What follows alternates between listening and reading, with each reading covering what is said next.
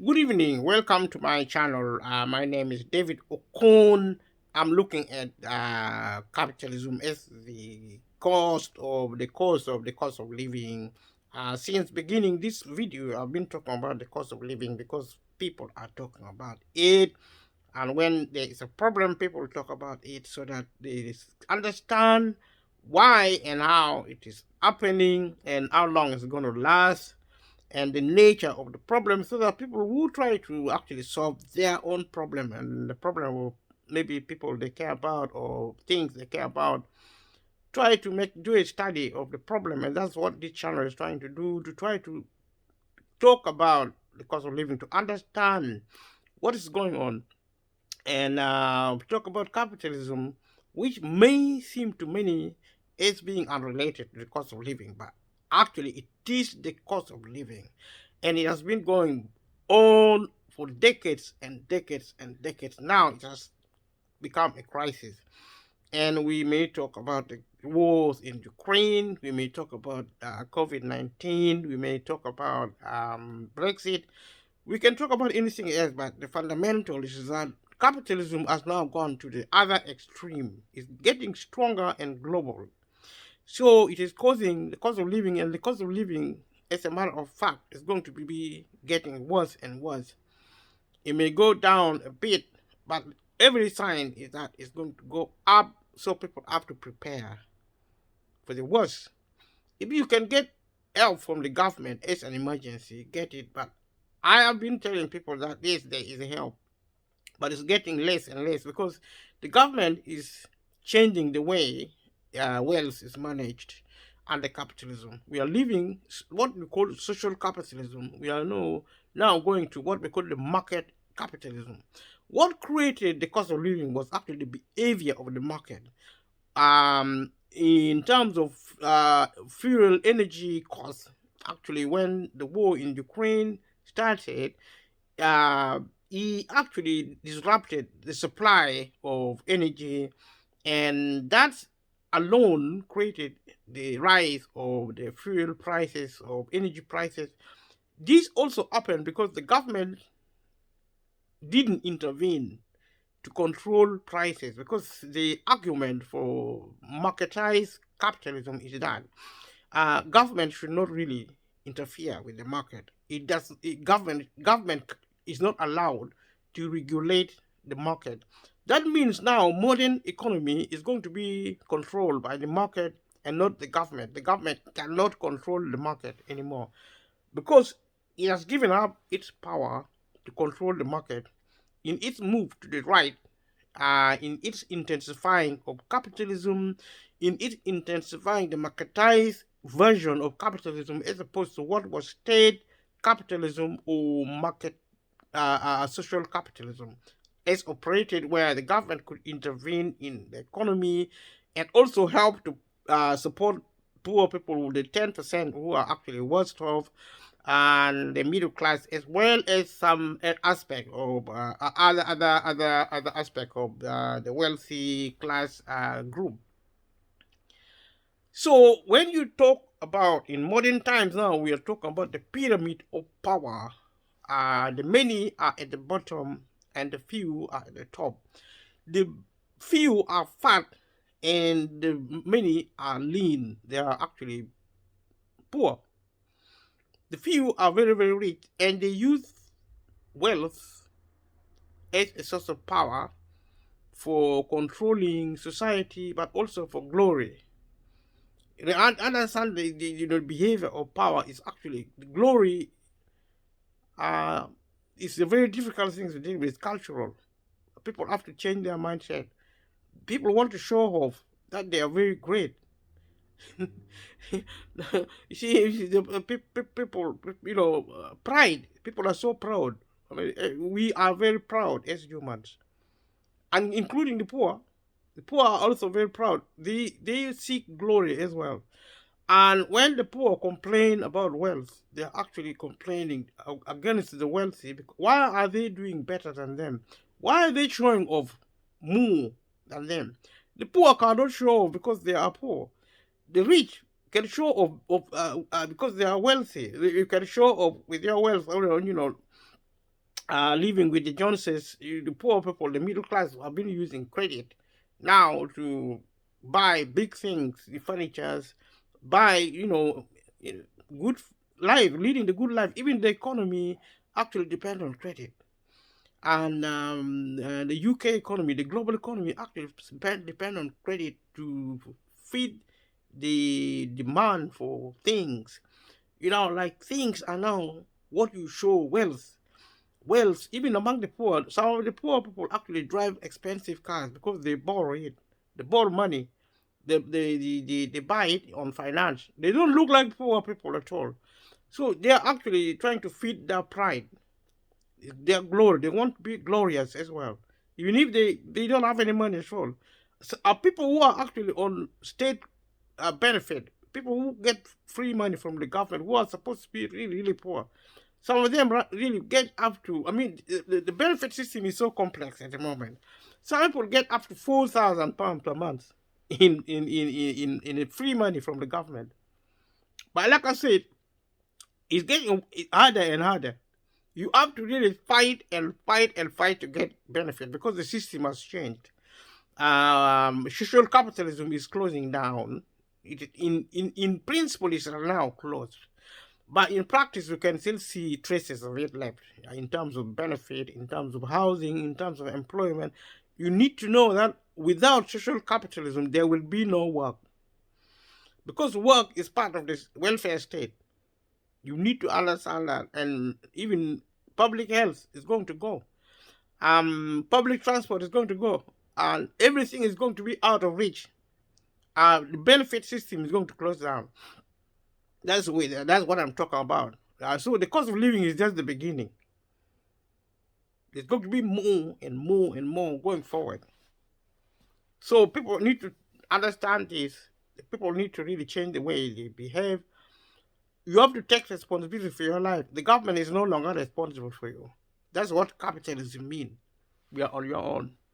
And that's why I'm talking to myself and also to you. If you're watching this video, you're welcome. Subscribe to the channel, share. If you think it is valuable, share it with your family and friends. Maybe they can learn something from it. If you cannot learn anything from this video, it's probably awaken you to the reality of capitalism, of modern society, of modern economy, of your plight. It may awake you so that you get actually information from a better place, maybe website or government website. Go and get help if you can. Emergency help, I mean, like benefit, like food bank. Like you can go and stay in the library, you can go and stay in the public space. That's what the kind of help the government is giving. If you like it, if you don't, but I know from experience, speaking to different people in my community, and even people in Africa. People don't want unhoused. They don't want to be given things. They want to work. And the dignity of work is going to be taken away. We used to work on our land. The government in Europe and in the developed world have taken away land. African countries, their governments are beginning to take land from people. In the next 100 years, nobody will have land. We may have technology to improve our livelihood if we're lucky. But 100 years going forward, maybe things will improve with technology. Maybe things will be cheaper. But you see, the market can be very spooky. Especially if people keep fighting, like the one in Ukraine, like maybe in the Middle East, Iran, Iraq, Afghanistan, and terrorism. All these factors can really, really spook the market up. And things like what we saw in Syria, in Israel, or in Africa, military coups, or even displacement. People are actually in concentration camps, dictatorship, in North Korea, in different parts in South America, different parts of the world. You see people actually, the violence involving immigration, people are dying in boats, children are dying on the street. In the UK, in the developed world, children are committing suicide. Young people are committing suicide like never before because young people are lost. They are from single parents, single mothers, absent fathers, the social turmoil. associated with change, with capitalism, because only people think about is money and power. That's what I've been talking about, the pyramid of power. Pay attention to that, understand it. So there's something called the gold standard, which formed the financial basis of the international economy from 1870 to 1914. The gold standard. Broader processes of globalization carried capitalism across the world. By the beginning of the 19th century, a series of loosely connected market systems had come together as a relatively integrated global system, in turn intensifying process of economic and other globalization. So there are other elements. We talk about globalization already. We're repeating it here under capitalism. As I said, capitalism has gone global. Late in the 20th century, capitalism overcame the challenge of by centrally planned economies and is now the encompassing system worldwide, with the mixed economy as its dominant form in the industrialized Western world. Mixed economy is sometimes called social policy, social capitalism, but it is now changing. We are now going to the marketized version, which is actually the extreme form of capitalism. Industrialization allowed cheap production of household items using economies of scale, while rapid population growth created sustained demand for commodities. So we have mass production and mass consumption as well. When we talk about demand and supply, we consume a lot of stuff, and it's changing. If you don't have much money, if the government is not, social capitalism used to help with money. Now it is changing after the first and second opium wars, 1839, 1860, and the competition of the British conquest of India. Vast population of Asia became ready consumers of European exports.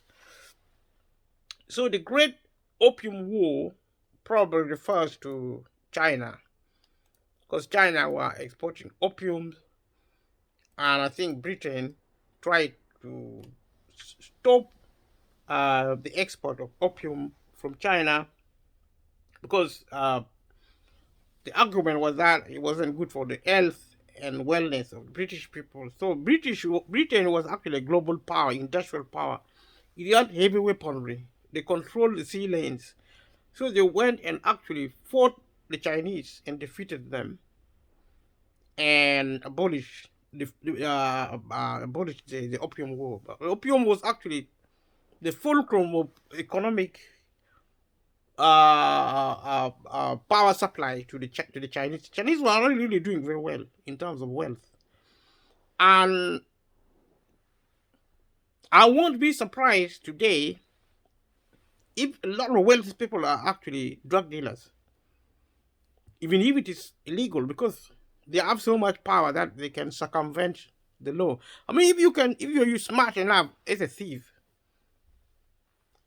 so smart that you can actually sell prostitutes illegally, sell drugs illegally, sell firearms illegally, sell gold or diamond illegally without being caught, the chances are you're going to get rich very quickly. People who get caught are actually not very good at stealing. And so if they are good at stealing, it doesn't matter how much they steal. If they are not caught, they are not thieves. That's how the law works. You have to catch them. You have to really get the evidence and prosecute them and give them sentences. Then they're stopped. But a lot of powerful people actually above the law, because they have very sophisticated method of doing business, criminal business. I'm not saying multi-billionaires are criminals. I don't even speak to them, so I don't really know how they make their money.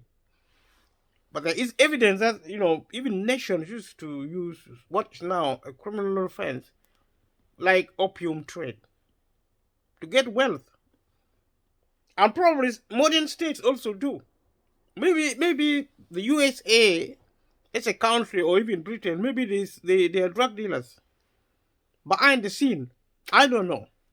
But anything is happening because you see, what the government does, nobody sees it. Only maybe the 5% or 2% in Britain know what the government does. The rest of the world, we are outsiders. We depend on what they tell us. We don't see it. We don't hear anything. We are not even allowed to speak because there are laws which prevent us from saying certain things. If you find information from the state, the government doesn't want people to know, you are instructed to take it back and not use it. You shouldn't read it. You shouldn't supply it. It's a criminal offense. In other countries, it's treason. It means you can be hanged or you can be put to death by the state for using certain information. So we are not allowed to use certain, especially information which are really important for security reasons and for other reasons probably. And that is the law in this country, in every country. You can't really use all the information. You only use information if the government wants you to. So that's the situation. Also, in this period, Europeans colonized area of sub-Saharan Africa and the Pacific Islands. The conquest of new parts of the globe, notably the sub-Saharan Africa, by Europeans yielded valuable natural resources such as rubber, diamonds, and coal, and helped fuel trade and investment between the European imperial powers, their colonies, and the United States. The inhabitant of London could order by telephone, sipping his morning tea, the various products of the old earth, and reasonably expect the early delivery upon his doorstep. That is actually the modern system of trade, which is actually very efficient.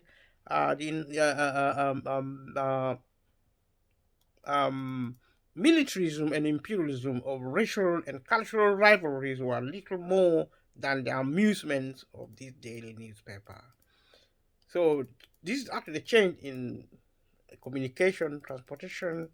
What an extraordinary episode in the economic process of man was that age, which came to an end in August 1914. That is actually this First World War. In this period, the global financial system was mainly tied to the gold standard.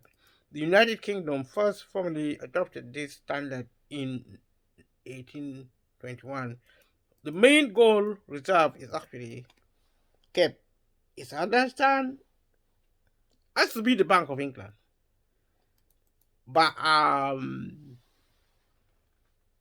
who owns the gold of England, of Britain, is found in the gold reserve? Who owns it? Is it the government or private businesses?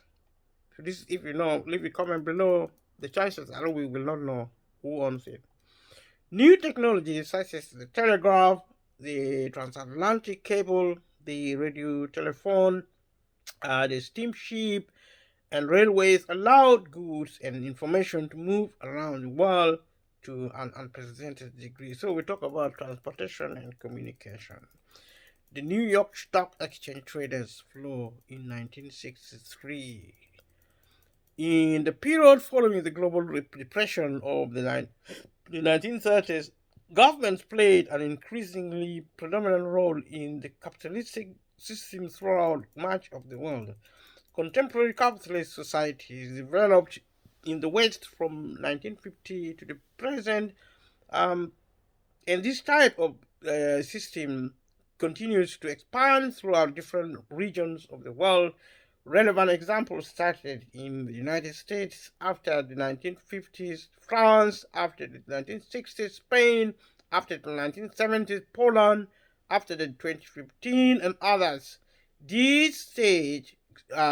this stage, capitalist markets are considered developed and are characterized by developed private and public markets for equity and debt. A high standard of living is characterized by the World Bank and IMF, large institutional investors, and a well-funded banking system.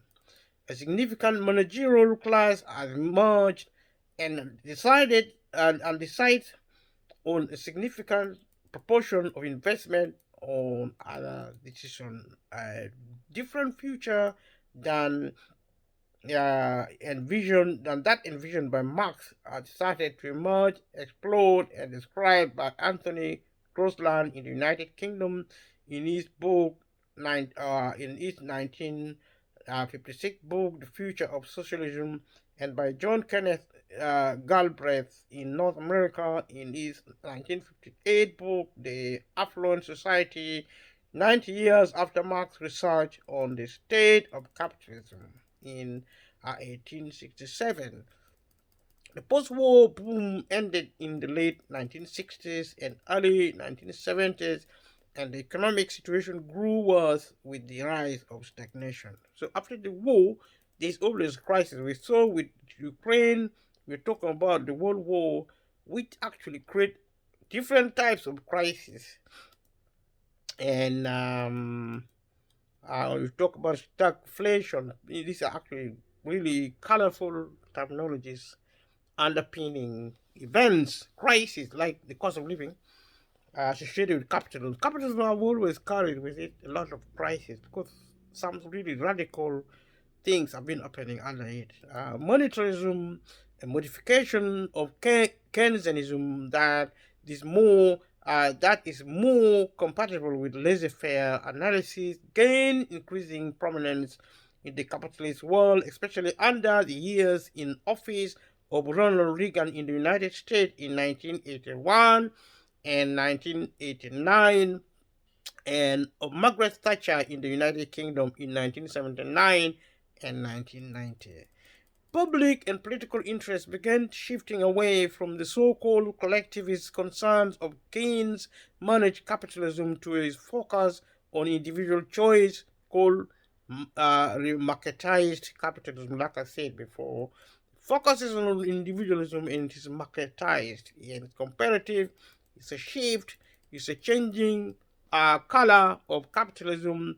The end of the Cold War and the dissolution of the Soviet Union allowed for capitalism to become a truly global system in a way not seen since before World War One.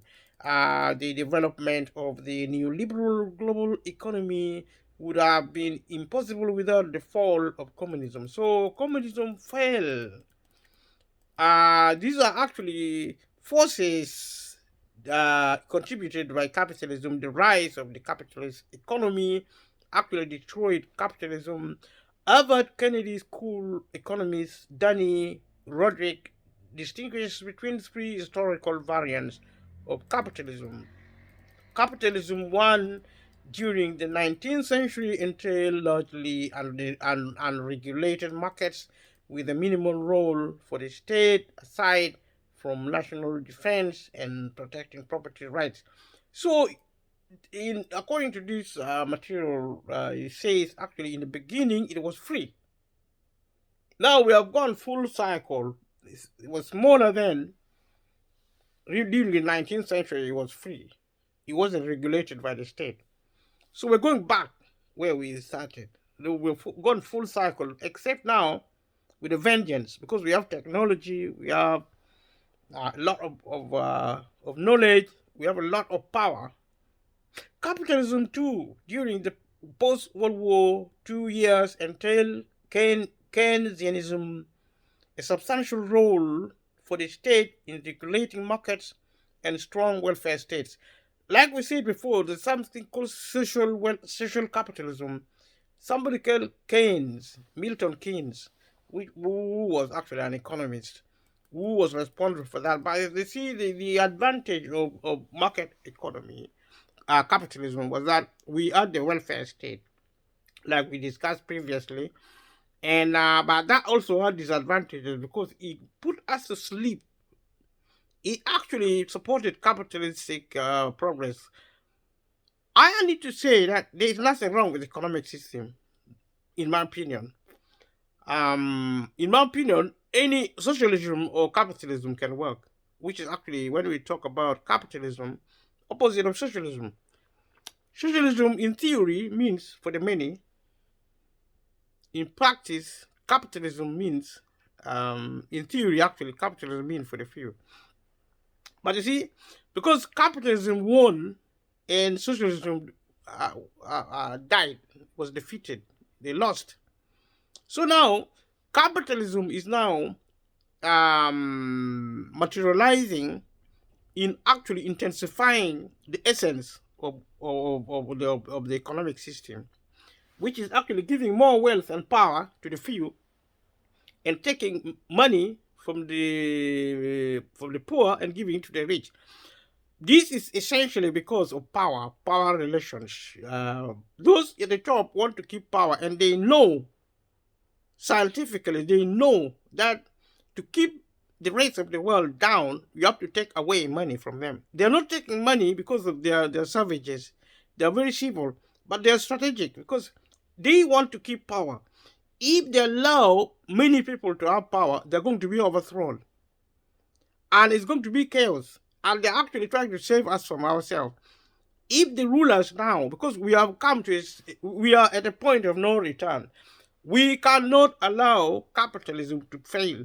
We cannot allow poor people to access wealth. Otherwise, we are going to destroy the world because we are humans. We, the poor, are no better than the rich in terms of culture. I spoke about cultural economy before. The way we behave. We want glory. We're envious. And we are violent. Even now, as I speak, the best way is actually to oppress the poor.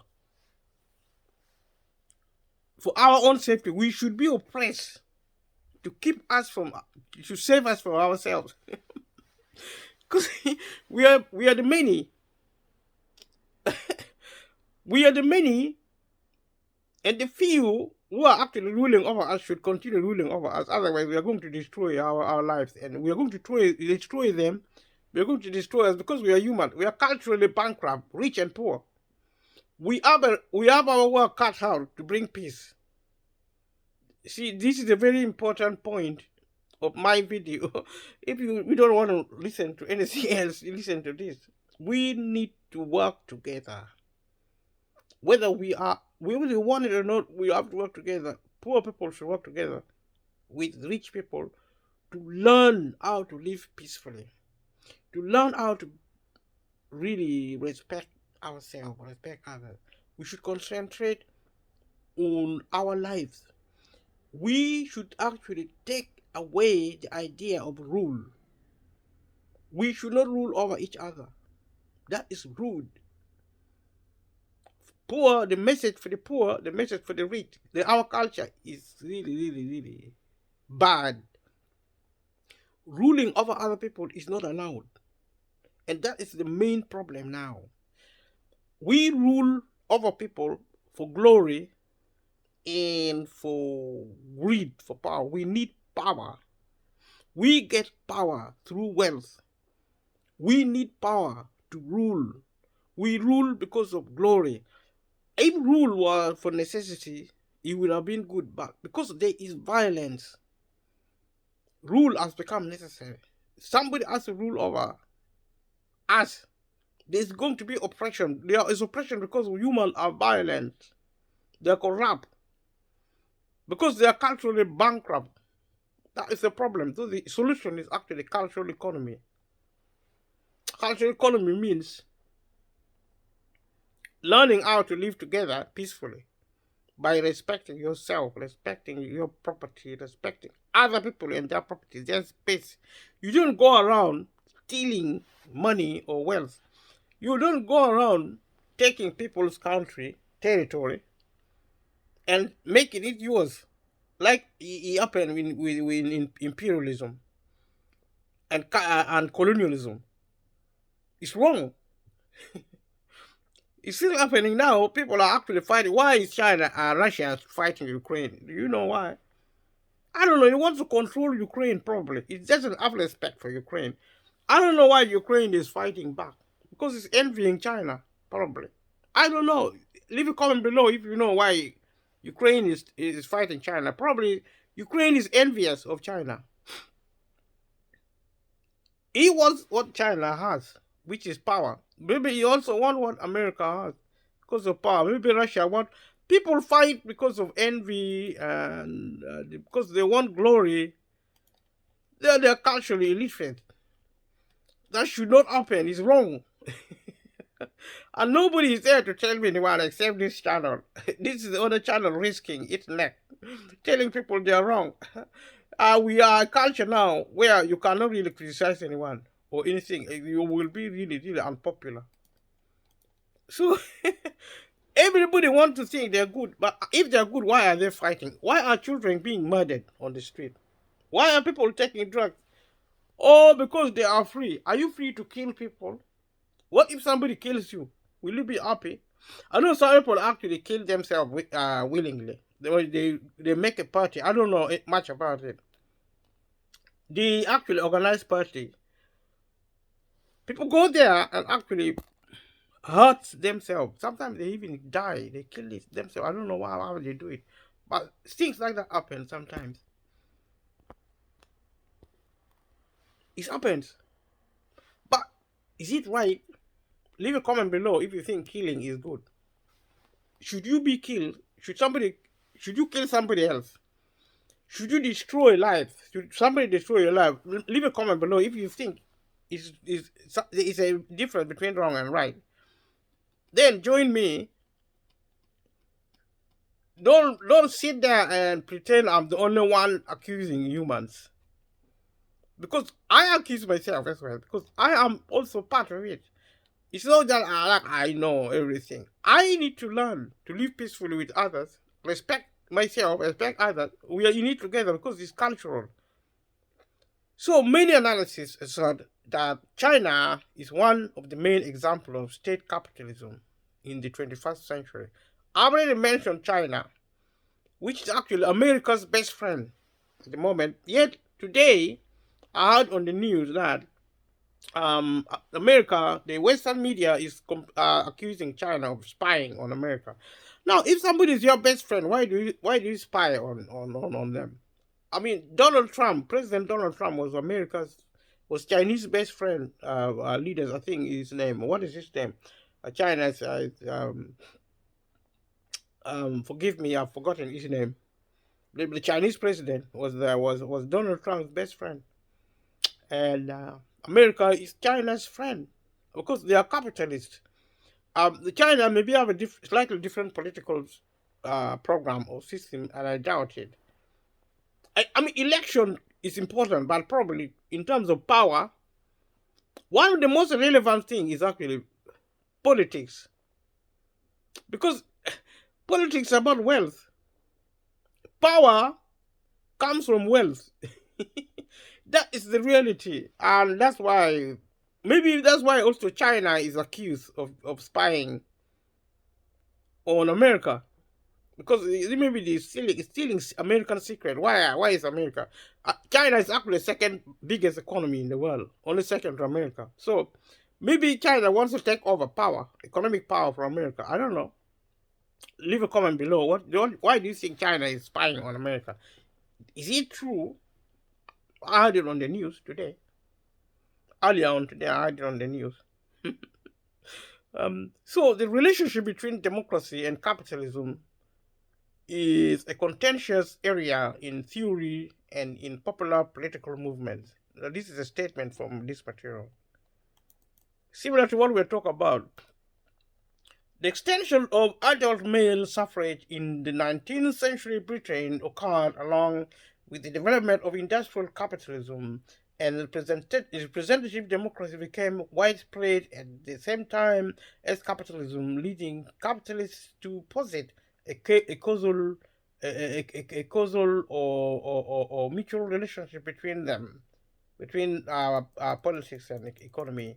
However, according to some authors, in the 20th century, capitalism also accompanied a variety of political formulations quite distinct from liberal democracies, including fascist regimes, absolute monarchies, and single party states. That's what I just said now.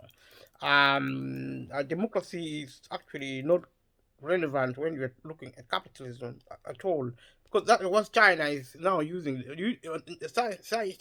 China is a capitalist state in the economic sense, because it's using market economic system, the capitalism actually.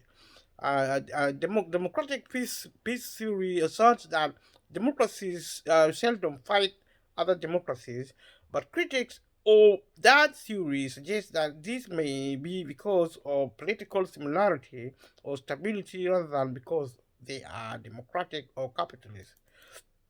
Moderate critics argue that though economic growth under capitalism has led to democracy in part, it may not do so in the future, as authoritarian regimes have been able to manage economic growth using some of capitalism's competitive principles without making concession to greater political freedom. Just like I said, politics is irrelevant more or less, because if China can actually use capitalism to grow its economy, to grow wealth, without actually democratizing in the Western sense of democracy, then what is democracy doing in power relations? Because, like I said before, actually, the primary source of power is actually economy, not politics.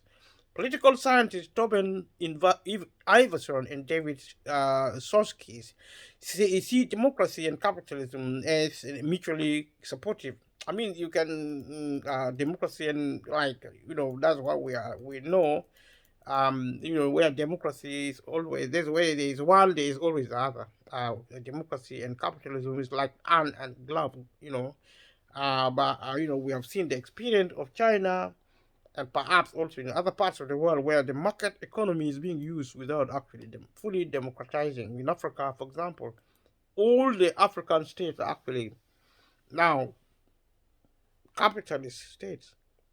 But there is some of the worst dictatorship exists in Africa. Robert Dahl argued on democracy that capitalism was beneficial for democracy because economic growth and a large middle class were good for democracy. I talk about the middle class. See, in economic growth, middle class are actually feeling good about life, but they are not rich. That has been my argument at the outset. Because as time changes, as they begin to lose their jobs to technology, they're going to be jobless. And if you're jobless, you're going to be incomeless. If you're incomeless, it's because joblessness and incomelessness, you don't have income, and homelessness, livelihoodlessness, you can be lifeless, you can die. Because if you don't have access to food and energy, you're going to be lifeless, jobless, homeless, incomeless, livelihoodless, and lifelessness. You are going to die if you're not careful. So there's a lot of risk in capitalism if it is not really checked properly. And nobody's going to check it from now on, because it has changed. The market is in full control. There is no stopping of capitalism, market capitalism. Full-blown capitalism is not going to stop. Even the government can no longer stop it. Because like a train, like a high-speed train without brakes. It has no brakes. It's just on a full speed. It's going to go till the end. I don't know how it's going to end. But I think we're going to be okay. Somehow we're going to find a way to survive the speed of capitalism.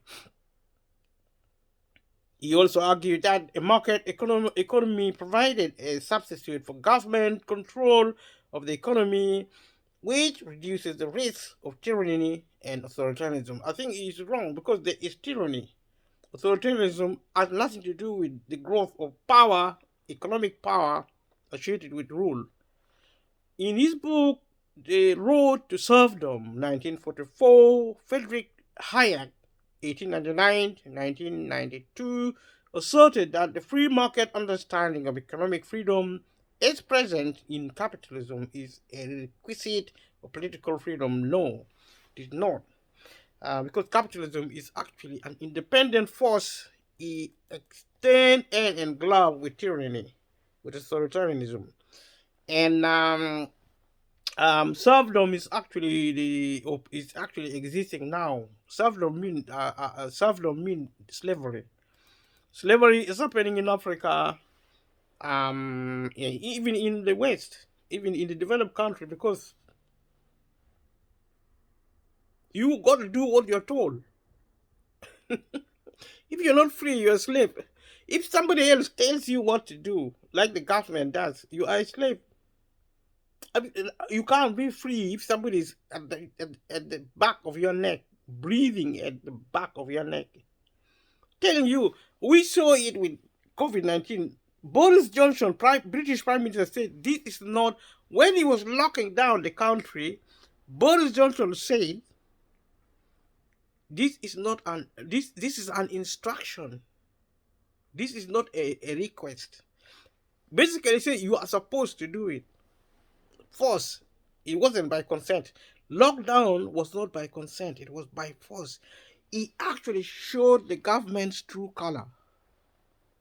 Lockdown showed the government's true color. That, dictatorship is actually part of democracy. And now I'm telling you, democracy is not the primary source of power to the state. Its economy is. That's why the government chose to use, actually, not even the government, the world government, the global ruling elites, the global ruling force, the power infrastructure of the globe, chose economy to actually exercise power. Wealth is a source of power, is a source of rule. Power is the source of rule.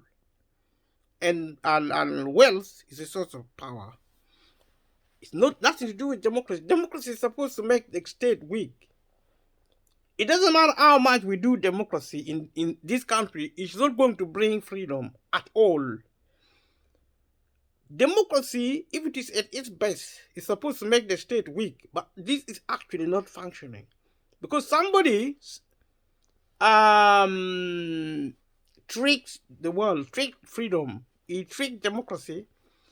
He decided to design a structure of rule based on wealth. What has wealth got to do with democracy? Nothing. That's where the state gets its power. It doesn't get it from politics, it gets it from the economy. So that today, the difference between politics and economy is confusing. But capitalism is an economic system. It's not a political system, but you cannot talk about capitalism without talking about political systems. You cannot talk about the economic system, which is capitalism, without speaking about the political system. And the only economic system to speak about of relevance today is actually capitalism. Don't speak about communism anymore. Don't speak about socialism anymore, because it is gone. So,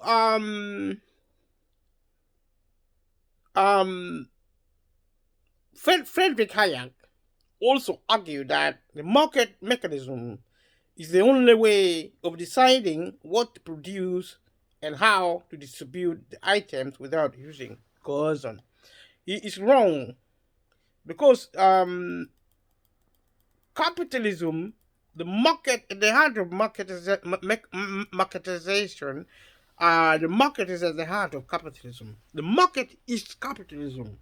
Market is not about freedom, it's about force. It's about coercion. It's actually talking the opposite. It's wrong in the opposite side of the word. Capitalism is actually force and sometimes violence. Like we saw when the war occurred in Ukraine, we did not choose to have the cost of living. The cost of living was imposed upon us by the market. Now, imposition of the cost of living to an entity we did not elect in this country is not freedom. That is dictatorship, it's autocracy, it's political and economic, not political, it's actually an economic dictatorship. Because the economy actually is the one ruling the world, not politics anymore. So we vote in vain if we think our voting is going to bring freedom and democracy. It is totally irrelevant. We are using economic power to rule over the world and the peoples of the world. We are running what we call capitalistic dictatorship. Democracy does not exist. It's a political instrument of freedom and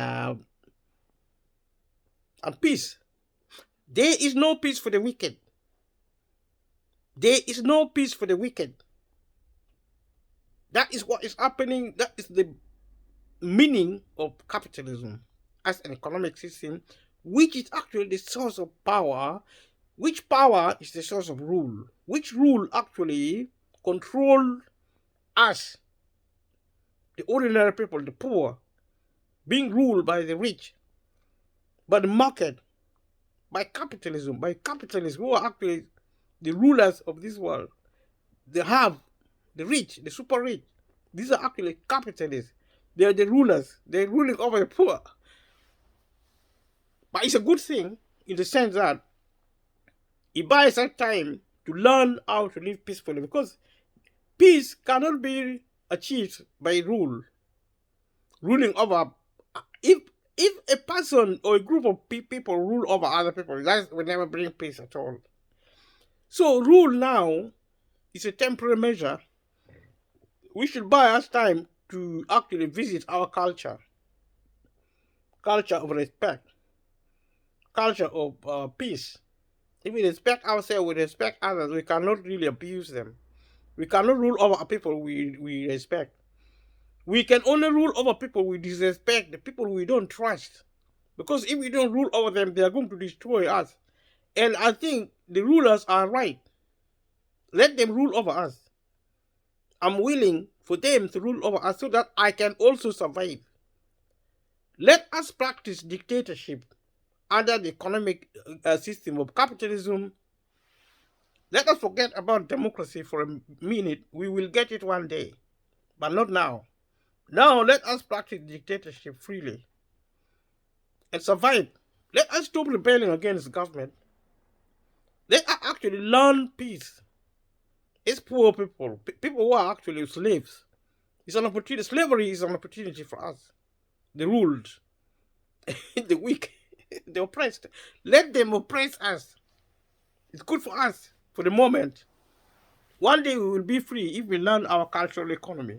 If we learn how to respect ourselves. Poor people are disrespectful. They're the same with rich people. The slaves are disrespectful. They haven't learned peace. If you give them power, they will behave probably worse than the rulers, than the masters. And that is a strong argument. If you didn't realize that, you need to listen to it. It's a very strong argument. And it is true. Listen to it, do a research. And if you think you're going to do nothing and just, wait for the government to do something for you, carry on. Maybe that is your freedom.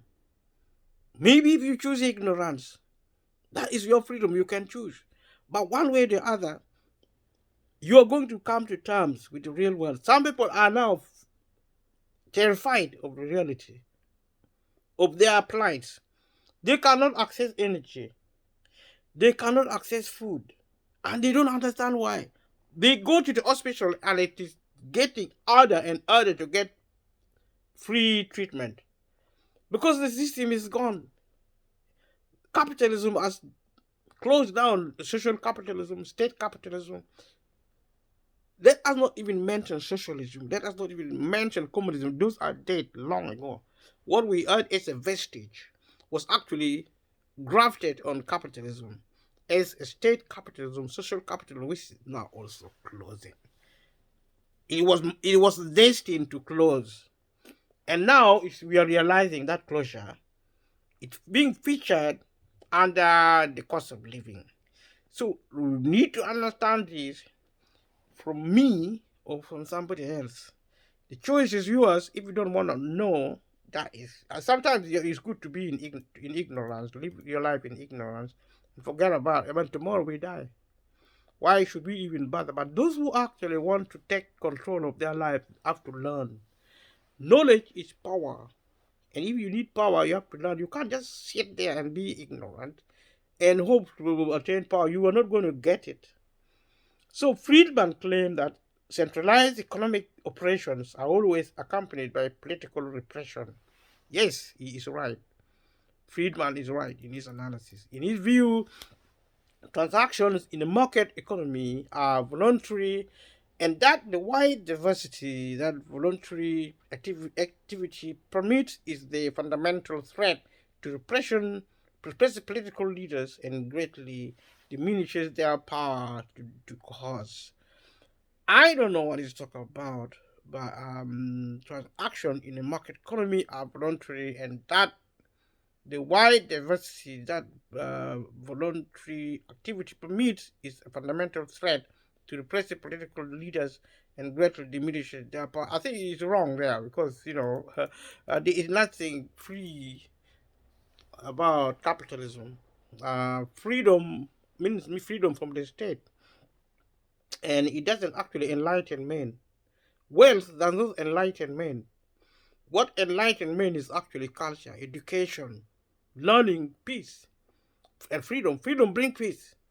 And Friedman is wrong in that context because um, uh, somebody clever than Friedman actually um, devised a system where wealth provides power direct. It bypasses democracy. It bypasses the traditional mode of power, which was actually political. Politics is obsolete. Everything is money. It's wealth and power is money. That, I was saying that. I'll be saying that over and over and over. People can now see or they can shut their eyes and minds and live in the dark. That is their choice, if that is a choice. Some of Friedman's views were shared by John Maynard Keynes, who believed that capitalism was vital for freedom and survive and thrive. They were wrong. Friedman was wrong. Maynard Keynes was wrong also.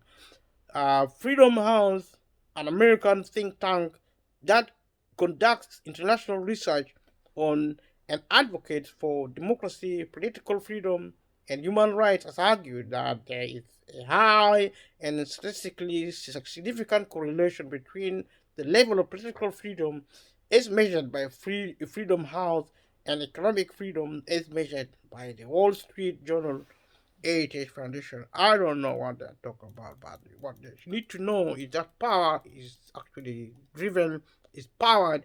The state is powered by capitalism as an economic system. Not as, it has nothing to do with politics. Politics is irrelevant. Democracy is also irrelevant. It's an empty tank. In Capital in the 21st century, 2013, Thomas Piketty of the Paris School of Economics asserted that inequality is the inevitable consequence of economic growth in a capitalist economy, and the resulting concentration of wealth can be destabilized, can destabilize democratic societies and undermine the ideals of social justice upon which they were built. Okay, democracy doesn't relate to capitalism at all because it ran parallel to the same. Democracy as an ideal can still be pursued culturally, but not politically. When I say culturally, I mean if politics is to operate, it has to revisit cultural economy as opposed to developmental economy, with capital is encompassing. States with capitalistic economic systems have thrived under political regimes deemed to be authoritarian and oppressive. Yes, China is an example. Singapore has a successful open market economy as a result of its competitive, business friendly climate and robust rule of law. Yes.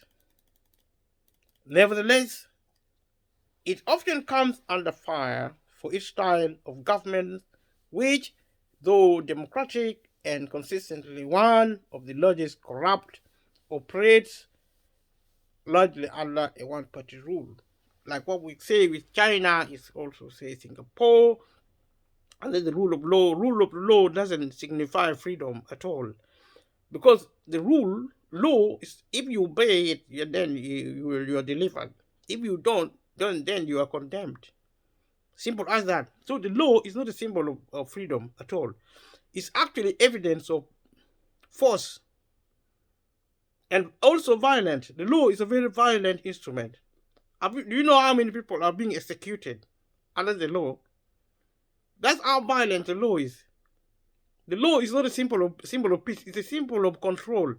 You control somebody who doesn't understand peace. Peace is actually is produced by freedom, and freedom is actually produced by knowledge of good sense, knowledge of culture. Culture means people who are civil, people who know what they are thinking, mature individuals. They don't live like children. See, they don't just throw around tantrum. People who are actually driven by pride and the vanity of pursuing glory, meaningless glory. This is actually what our culture now provides. We are actually children who have a lot of power. Sometimes even if we are poor, we have a lot of power because there's a lot of wealth going around. See, what is actually problematic is the relationship of power. Because some people are still richer than us and they're oppressing us. They can actually kill us by actually preventing us from accessing medicine, preventing us from accessing food and energy. They can even kill us accidentally, not knowing they're killing us, but we can die. If you cannot access energy, you cannot access food, you can die within a week. And some people in power might not even realize they're killing you. You just die in peace or in pieces. Take your pick. Nonetheless, it often comes under fire. I would say that furthermore, it does not vigorously defend freedom of expression, as evidenced by its government-regulated press and its penchant for upholding laws protecting ethics and religious harmony, judicial dignity, and personal reputation. This analysis is valid, but it's not really very helpful because I already said that freedom has nothing to do with politics. It has everything. Has nothing to do with capitalism. It has everything to do with politics, which is actually dead. So the quest for peace is suspended under capitalism. They run parallel. Even in the West, there is no democracy in this country. No democracy. There's no freedom. There is capitalism and despotism of a different type to what you see in Africa. But Africa are catching up. They have sold of all the state assets, all the public assets have been sold off in Africa. You have really some of the most dangerous dictators operating in Africa. But Africa, democracy is a myth. It doesn't exist. Election may occur. Maybe there are some level of tolerance by the state because the state is tolerant because it's not threatened. Nothing like in the developed world, nothing is threatening the economy, the state. That's why even if you are saying things, they just look at you because what protect them is actually wealth. They focus on wealth. They make sure you don't get wealth. If they want to destroy you, they destroy your ability to access wealth. And that is a good thing, in my opinion. Because you don't just allow anybody to access wealth. It's very dangerous, like giving a gun to a child. I mean, giving wealth to some poor people. But even to rich people, rich people at least are trying to protect their wealth, what they have got, and their glory. I don't know how successful they're going to be. But my reasoning is that let us try to learn culture quickly. Otherwise, we are going to be extinct as human species. you know, um, we have wealth and power. You don't give power to like a dangerous gun to a child. because culturally we are children. We are not mature. People are still fighting on the street. We call ourselves strangers. We kill children. Hmm? We kill fellow humans. We stab them by knife with knife. I mean, what kind of maturity is? Are we humans or we animals? See, some people actually they're living with dogs and cats. They cannot live with people because they're so scared of them. It's true. If you are that afraid, you see, everything is focused on security, and that is proof that we are actually very uncivil. So we need to really learn our culture and be as peaceful as we can. So and so the private capitalist sector in the People's Republic of China has grown exponentially and thrived since its inception, despite having an authoritarian government. That's what we're saying. It's proof, there's evidence that, capitalism has nothing to do with democracy. If it can happen in China, it can happen anywhere else. Capitalism is thriving in China. So that is what else do you want to know? Augusto Pinochet's rule in Chile led to economic growth and high levels of inequality by using authoritarian means to create a safe environment for investment and capitalism. It's the same thing happening in the Western democracy. Because if you all you have to do is separate democracy as a political concept from capitalism. They coexist as you know they coexist as separate entities. They don't really influence each other. Similarly, Suharto's authoritarian regime and extirpation of the Communist Party of Indonesia allowed for the expansion of capitalism in Indonesia. Indonesia is one of the richest countries because of capitalism. Capitalism creates wealth. But you see, the problem with capitalism is, it's used as a political tool, political weapon consistently. It doesn't relate to democracy at all. The term capitalism in its modern sense is often attributed to Karl Marx. Who would have thought Karl Marx? In its Das Kapital, Marx analyzed the capitalist mode of production using a method of understanding today known as Marxism. Who would have thought Marxism is actually capitalistic, or even at the root of capitalism? However, Marx himself rarely used the term capitalism, while it was used twice in the more political interpretation of his work, primarily authored by his collaborator Friedrich Engels. In the 20th century, defenders of the capitalist system often replaced the term capitalism with phrases such as free enterprise and private enterprise, and replaced capitalism with rentier and investor in reaction to the negative connotation associated with capitalism. Yes, I've said it previously that when you talk of capitalism, you talk of marketization, you talk of all these other colorful words such as individualism. You'll talk about the same thing. Let's talk about capitalism, but hard market capitalism. Because this will help you to know that we have entered the age of extreme capitalism. Thank you for watching my video. I'll see you in the next one. Thank you. Bye bye.